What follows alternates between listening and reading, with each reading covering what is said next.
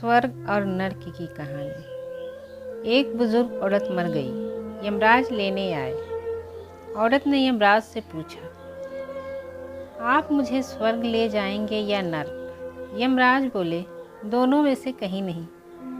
तुमने इस जन्म में बहुत ही अच्छे कर्म किए हैं, इसलिए मैं तुम्हें सीधे प्रभु के धाम ले जा रहा हूँ। बुजुर्ग औरत खुश हो गई और बोली, धन्यवाद, पर मेरी आपसे एक विनती है। मैंने यहाँ धरती पर सबसे स्वर्ग नर्क के बारे में बहुत सुना है, इसलिए मैं एक बार दोनों जगहों को देखना चाहती हूँ। यमराज बोले, तुम्हारे कर्म अच्छे हैं, इसलिए मैं तुम्हारी यह इच्छा पूरी करता हूँ। चलो, हम स्वर्ग और नर्क के रास्ते से होते हुए प्रभु के धाम चलेंगे। दोनों चल पड़े।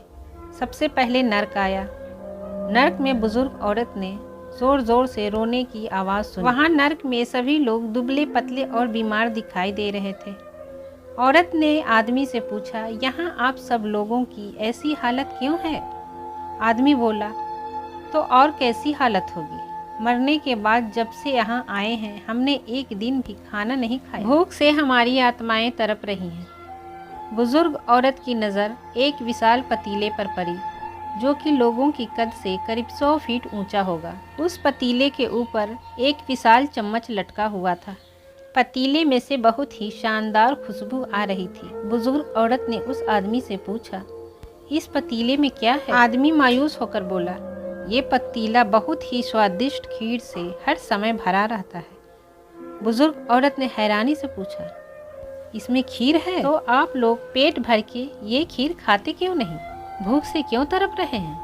आदमी रो रो कर बोलने लगा, कैसे खाएं?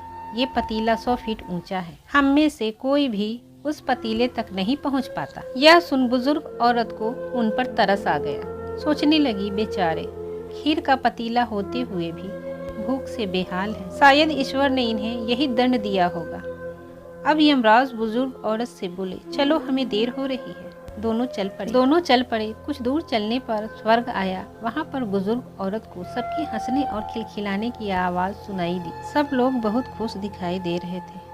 उनको खुश देखकर बुजुर्ग औरत भी बहुत खुश हो गई। पर वहाँ स्वर्ग में भी बुजुर्ग औरत की नज़र वैसे ही 100 फीट ऊंचे पतीले पर पड़ी जैसा नर्क में। उसके ऊपर भी वैसा ही चम्मच रखा हुआ था। बुजुर्ग औरत ने वहाँ लोगों से पूछा, इस पतीले में क्या है? स्वर्ग के लोग बोले, इसमें बहुत ही स्वादिष्ट खीर है। बुजुर्ग औरत हैरान हो गई और उनसे बोली, पर यह पतीला तो 100 फीट ऊंचा है। आप लोग तो इस तक पहुंच ही नहीं पाते होंगे। उस हिसाब से तो आप लोगों को खाना मिलता ही नहीं होगा। आप लोग भूख से बेहाल होंगे। पर मुझे तो आप सब बहुत खुश लग रहे हो। ऐसा कैसे? इनमें से एक व्यक्ति बोला, हम सब लोग तो इस पतीले में से पेट भरकर खीर खाते हैं। औरत बोली, पर कैसे? पतीला तो बहुत ऊंचा है। व्यक्ति बोला, तो क्या हो गया? पतीला ऊंचा है तो यहाँ पर कितने सारे पेड़ हैं। हमने इन पेड़ों की लकड़ी ली, उनको काटा और एक विशाल सीढ़ी का निर्माण। उस लकड़ी के सीढ़ी के सहारे हम पतीले तक पहुँचते हैं और सब मिलकर खीर का आनंद लेते हैं। बुजुर्ग औरत यमराज की तरफ देखने लगी। यमराज मुस्कुराए और बोले, ईश्वर ने स्वर्ग और नर्क मनुष्य के हाथ में सौंप रखा है। चाहे तो अपने लिए नर्क बना ले, चाहे तो अपने लिए स्वर्ग। ईश्वर ने सबको एक समान हालतों में डाला। उसके लिए सबके सभी बच्चे समान हैं। वह किसी से भेदभाव नहीं करता। वहाँ नर्क में भी पेड़ पौधे सब थे, पर वह लोग खुद ही आलसी हैं। उन्हें खीर हाथ में ही चाहिए। वह कोई कर्म नहीं चाहते, कोई मेहनत नहीं करना चाहते, इसलिए भूख से बेहाल। क्योंकि यही तो ईश्वर की बनाई इस दुनिया का नियम है। जो कर्म करेगा, मेहनत करेगा, उसी को मीठा फल खाने को मिले। स्वर्ग के सपने छोड़ दो, नर्क का डर छोड़ दो। बस आपकी वजह से किसी का दिल न दुखे, इतना सोचो और बाकी सब कुदरत पर छोड़ दो।